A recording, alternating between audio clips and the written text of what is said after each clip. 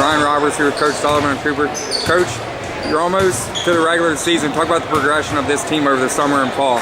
Well, this summer we really tried to amp up what we were doing in the weight room, getting guys bigger, stronger. Not only just getting bigger, stronger, but trying to get tougher. Last year we we finished on a sour note. Just as a group, weren't real tough, and so we really tried to put our kids this summer in some tough situations. We played against some teams that really put some stress on us, and it's kind of nice to watch our younger kids playing. That they're growing up and trying to get better. Our older guys, we're starting to see some leadership out of some guys, and I think that's carried from this summer over to what we're doing now.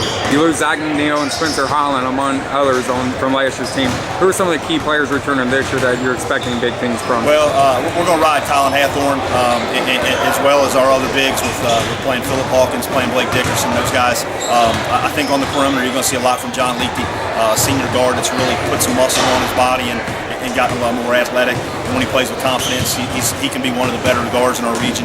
And then Sean McNeil, obviously a sophomore, understanding how to attack every single game and every single day is a key for him because he's got the ability, he's got all the skills, he's got the size.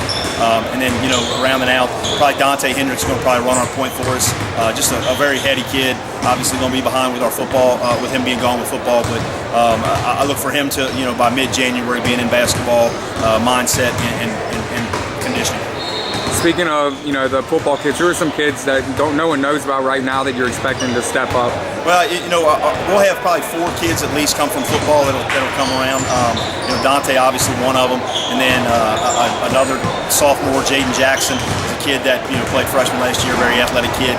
Marcus Watson's a junior that is a wide kid. Probably heard his name on the defensive line, offensive line for our football team that can do some really nice things. He's got good feet, got really good hands. That'll really help us off the bench.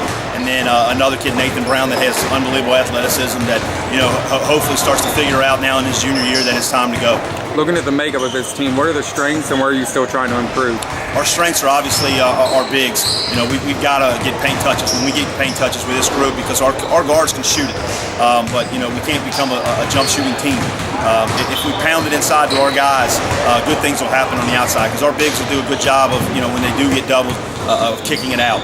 A weakness of ours will be our depth. I don't know. We've got to see as the preseason progresses, who can step up and come off that bench. A young man, Patrick Dragon, who's a senior this year, who I really feel like could be a guy that comes off our bench and does a really nice job for us. But overall, our depth will be a little bit of a problem. But I'm more anxious to see, are we a tough enough team to win in the 33rd district? Lastly, Coach, what are expectations like for this group? This year's going to be a process. We're talking about enjoying the process and just building every single day and trying to learn to play together and be tough enough to win those tough games. Because when it boils down to it, when we get to the 33rd district tournament, you're either a tough team or you're not. And if you can't be a tough group all together, you're not going to last very long in the 33rd district tournament. Coach, good luck this year. Thank you, Ryan.